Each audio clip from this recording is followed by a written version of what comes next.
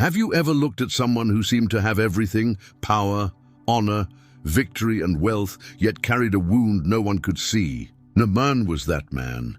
He was the commander of the mighty army of Aram, the most feared general in the Syrian Empire. His armor gleamed like polished bronze under the sun. His chariot horses were the envy of nations. When Naaman rode through the capital city of Damascus, people shouted his name like a war song. Naaman, Naaman the great conqueror! But under the layers of armor, beneath the embroidered robes of rank and ribbons of glory, was a secret he hid even from his servants. His flesh was dying. He had leprosy. Naaman, the man who commanded legions, was powerless against his own skin. In Naaman's house was a little Israelite girl, a captive from a border raid against Samaria. She had seen her parents slain and her city burned, yet somehow her faith in Israel's God remained intact. She served Naaman's wife, a woman of grace but sorrow, for she too saw the fear in her husband's eyes when he removed his armor each night. One evening, as the household was silent and the lamps flickered low, the girl spoke softly, almost hesitantly, "If only my master would go to the prophet in Samaria. He would cure him of his disease." Her voice trembled not from fear, but hope. Naaman's wife turned sharply. "A prophet? In Israel?" The girl nodded. "Yes, my lady. His name is Elisha. The Spirit of the living God rests upon him." A servant's whisper became a spark, and that spark would ignite the most unlikely journey of faith ever told. When Naaman heard of the prophet, his heart leaped, but his pride pulled it back. Could a foreign prophet from a defeated land truly help him? Naaman was not just any man. He was second only to the king. He would not crawl to a foreigner like a beggar, but the leprosy spread. Each morning his skin peeled more. Each night he felt his strength fade. The mirror became his enemy. His wife's eyes became his torment. Pity masked as love. At last, desperation overpowered dignity. He went to the king of Aram, Ben-Hadad II, and bowed low, his once proud shoulders trembling. "There is said to be a prophet in Israel who heals diseases," Naaman said. "Grant me leave to go." The king leaned forward, troubled yet loyal. "Go, my friend. I will send a letter to the king of Israel on your behalf." The parchment was sealed with gold, written in the script of Aram. It read, "With this letter, I send my servant Naaman to you, so that you may cure him of his leprosy." But the king of Israel, likely Jehoram, son of Ahab, was no prophet, no man of faith. When the letter arrived, he tore his royal robes in rage. "Am I God? Can I kill and bring back to life? See how he seeks a quarrel with me." He feared war. He thought Aram was setting a trap, but Elisha, the prophet of Samaria, heard the commotion. Calm and composed, he sent word, "Why have you torn your clothes? Let him come to me, and he will know that there is a prophet in Israel." Naaman prepared for the journey as if going to war. His chariot glistened, pulled by 4 white stallions. 10 silver talents, 6,000 gold shekels, and 10 sets of fine garments filled the chests behind him. He did not come seeking mercy. He came expecting a transaction. He would pay for his healing, like buying a victory. The caravan crossed deserts, climbed rocky hills, and entered the green valleys of Samaria. Naaman's men were armed, proud, and silent. The Syrian banners fluttered, an intimidating sight in enemy territory. Naaman's chariot stopped before Elisha's humble home. Dust swirled around the wheels. He expected a prophet robed in white, stepping out to perform holy gestures, maybe waving a staff or chanting ancient words. But Elisha didn't even come out. Instead, a servant named Gehazi, Elisha's attendant, my master says, "Go, wash yourself 7 times in the Jordan River, and your flesh will be restored." Naaman's face flushed red. "Not from illness, but fury. Wash in the Jordan," he thundered. "Are not the Abana and the Pharpar rivers of Damascus better than all the waters of Israel? Could I not wash in them and be clean?" He turned his chariot sharply, horses neighing, dust clouding the air. His pride had just rejected his miracle. As they rode away, Naaman's servants looked at each other uneasily. They had seen their master win battles, stare down kings, but never look so defeated. One of them finally spoke. voice trembling with reverence. "My father, if the prophet had asked you to do something great, to climb a mountain, to bring gold, to fight a beast, would you not have done it? How much more then when he simply says, 'Wash and be clean'?" Naaman's hands tightened on the reins. Their words pierced his pride. The Jordan stretched before him, not majestic but muddy, slow and unimpressive. The river looked ordinary. But faith rarely begins with what looks grand. Naaman dismounted. The water was cold, murky, brown. It smelled of reeds and silt. He waded in slowly. Each step felt like surrender. Once, twice, 3 times he dipped, nothing. By the 6th time his heart sank. Perhaps this was foolishness after all. Then he plunged the 7th time, completely submerged. When he rose, the water ran from his skin like liquid light. The sores were gone. His flesh was smooth, like that of a young child. Naaman fell to his knees in the river, weeping. His pride, his rank, his reason all washed away. Only awe remained. Naaman returned to Elisha's house, but this time the proud general came as a humble man. When Elisha appeared, Naaman bowed low and said, "Now I know that there is no God in all the earth except in Israel.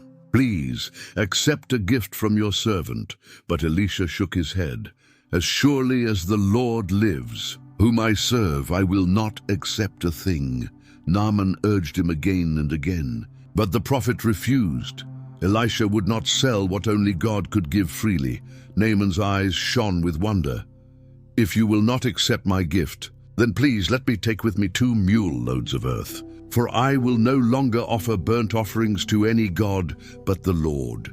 He wanted to build an altar on his own land, on the soil of Israel, a reminder of where his soul was healed. "But may the Lord pardon your servant," Naaman added softly. "When my master leans on my arm to bow before the god Rimmon in the temple, I must bow there with him." Elisha smiled kindly. "Go in peace." The prophet understood. God sees the heart, not the ceremony. As Naaman's caravan disappeared down the road, Elisha's servant Gehazi stood in the doorway, eyes narrowing. "My master has spared this Aramean, not accepting what he brought," Gehazi muttered. "As surely as the Lord lives, I will run after him and get something." He ran swiftly, catching up with Naaman's chariot. Breathless, he bowed. "My master sent me," Gehazi lied. "2 young prophets have just arrived. He asks for a talent of silver and 2 sets of clothing." Naaman, overjoyed to give, insisted on doubling it. Gehazi returned secretly and hid the silver in his house before standing again before Elisha, feigning innocence. Elisha's calm eyes seemed to look straight into his soul. "Where have you been, Gehazi?" "Your servant didn't go anywhere," Gehazi said quickly. Elisha's voice grew heavy. "Was not my spirit with you when the man got down from his chariot to meet you? Is this the time to take money or clothes or olive groves? Naaman's leprosy will cling to you and your descendants forever." In that moment, Gehazi's skin turned white as snow. The same leprosy that had left Naaman now marked him. Naaman returned to Damascus not just cured, but changed. He no longer measured greatness by conquest, nor honor by applause. He had found the true commander, the Lord of heaven and earth. The story of Naaman did not end with his life. Generations later, when prophets and kings spoke of God's mercy, they remembered him. Even Jesus, centuries afterward, would say in Nazareth, "There were many lepers in Israel in the time of Elisha the prophet, but none of them was cleansed. Only Naaman the Syrian." Grace had crossed enemy lines long before the cross itself. Life lessons from Naaman's healing. God's mercy knows no borders. Naaman was not of Israel, yet God reached him. His story reminds us that faith, not nationality, opens heaven's doors. Humility is the gate to healing. Pride nearly cost Naaman his miracle. Humility didn't just cleanse his skin, it cleansed his heart. Obedience often looks foolish before it looks miraculous. Dipping 7 times in a muddy river looked ridiculous, but obedience is where heaven meets earth. The smallest voices often carry the greatest faith. A nameless servant girl moved the hand of God more than any king. Never underestimate the power of quiet faithfulness. Grace cannot be earned. It can only be received. Naaman brought gold and silver, but Elisha would take none. God's gifts are never for sale.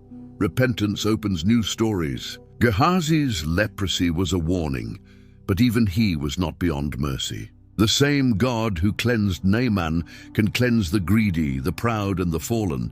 The river still flows. The Jordan is a symbol, a shadow of baptism, a mirror of the blood of Christ. Whoever steps in with faith will rise clean again. Naaman's story began with a proud soldier hiding a wound. It ended with a healed worshipper proclaiming a God who heals all wounds, even those unseen. And somewhere, perhaps in the fields of heaven, the general of Aram and the little servant girl still kneel together, not before kings or idols, but before the one whose love knows no boundaries. Before you go, please remember the following. Pride is the first disease before any leprosy. Naaman's skin was not his real sickness. His heart was. Only humility can heal what pride hides. God often hides miracles in simple obedience. Wash and be clean, a command so small, yet containing infinite power. Grace cannot be bought. Elisha refused payment to remind us that healing, like salvation, is free. Faith can come from the least expected. A little servant girl changed an empire with one sentence of faith. The river still flows. The Jordan was more than water. It was a symbol of surrender, a foreshadowing of baptism, and a mirror of Christ's cleansing blood that washes all who bow low enough to enter. And so, Naaman, the mighty general of Aram, learned the greatest lesson no battlefield could teach, that victory does not always come through strength, and healing is not always earned by wealth. It comes through surrender. In the still waters of the Jordan, Naaman's armor fell away, not just the bronze plates that covered his body, but the invisible walls that had guarded his heart. He entered the river a proud man with leprosy. He rose from it a humble man with a new soul. The God of Israel had not just healed his skin, he had healed his spirit.